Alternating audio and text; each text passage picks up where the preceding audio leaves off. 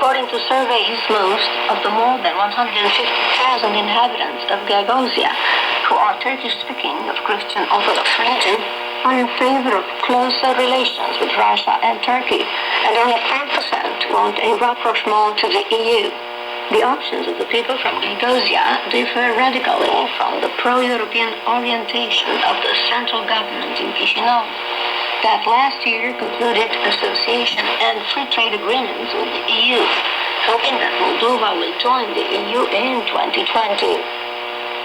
Four Romanian tennis players, Simona Halep, Itina Bergu, Monica Nicolaescu, and Sorana Cârstea, are on the main table of the Miami tournament, with prizes up for grabs worth $5.5 million. Another three Romanian players, Alexandra Bulgheru, Andreea Nitu, and Elena Galovic-Horu, will be playing in the qualifying matches that started on Monday.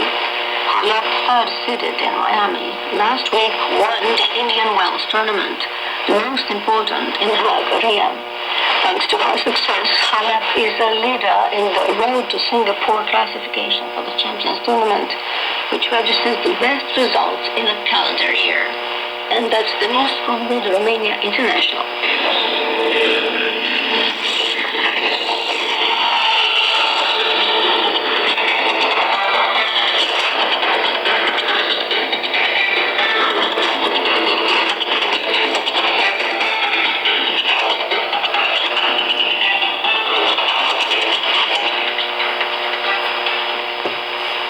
You are listening to Radio Newsreel. Threatening to use force against a NATO member state is unacceptable, the Romanian Foreign Minister Bogdan Aurescu has said. More on this sensitive issue in a report by Roxana Vasile, brought to you by Eugen Nasta. At the end of last year, the Kremlin published a new version of Russia's military policy, overseen by the country's President Vladimir Putin. The new policy document included the consolidation of NATO's military capabilities and the anti-missile shield in Eastern Europe, among the threats to Russia's security. Although NATO has repeatedly assured Moscow that the missile defense shield was not targeted against Russia, as its purpose was strictly defensive, Russian leaders have refused to acknowledge that and, even worse, have resorted to threats. The most recent such episode took place last week in Copenhagen, where, in a newspaper article, the Russian ambassador to Denmark, Mikhail Vanin, was quoted as saying that opening with the joint NATO's anti-missile shield would be legitimate targets for Russian ballistic missiles, and that if Denmark joins the NATO project, its navy will be a target for a Russian nuclear attack.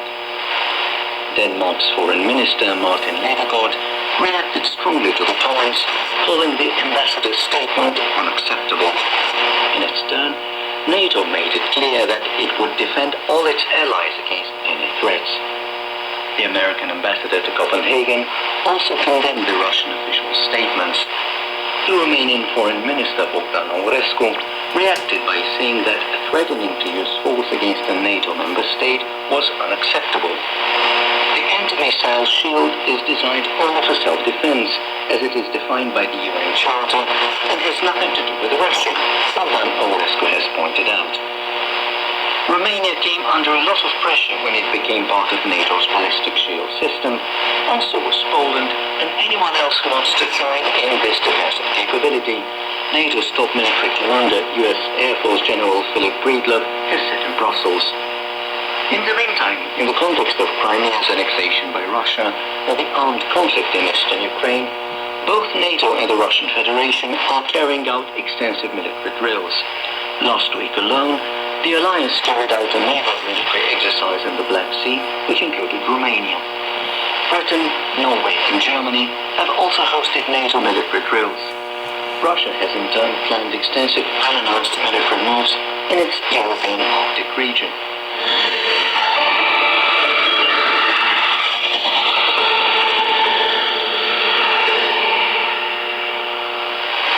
This is Radio Romania International. Romania's largest political parties, the Social Democratic Party in power and the National Liberal Party in opposition, have announced they will not hesitate to punish all their corrupt members.